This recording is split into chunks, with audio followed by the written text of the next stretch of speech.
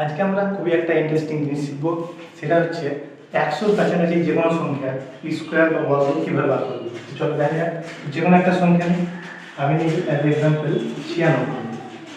তো 96কে প্রথমে দেখতে হবে যে এটা 100 থেকে কত কম।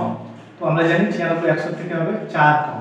তো যত কম হবে সেটাকে এই 96 থেকে বাদ দিতে হবে। তো 96 থেকে যদি 4 বাদ দিয়ে দিই তাহলে আমাদের হয়ে যাবে 92। আর আমাদের যে সংখ্যাটা বার হলো বিয়োগ করে 4, এই 4-এর স্কোয়ারটা লিখতে হবে শেষে। 4 স্কোয়ার হচ্ছে 16, তাহলে এটাই হচ্ছে আমাদের 96 স্কোয়ার। আরও একটা সংখ্যা নিই, যেমন এইটা হচ্ছে 83। তো 83 আমাদের 100 থেকে কত কম সেটা দেখতে হবে। 100 থেকে হচ্ছে আমাদের 17 কম। তাহলে আমরা প্রথমে কি করব, 17কে আগে বাদ দেবো 83 থেকে। 17কে বাদ দিলে হবে আমাদের 66, এবং আমাদেরকে 17 স্কোয়ার জানতে হবে।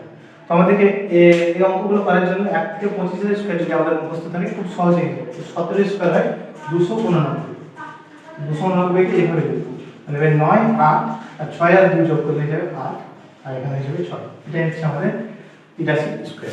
এবার যদি 100 থেকে বড় সংখ্যা হয় তাহলে কি করব, যেমন আমি নিলাম 104। তাহলে এখানে কি লিখতে হবে যে 104 100 থেকে কত বড়, 4 বড়।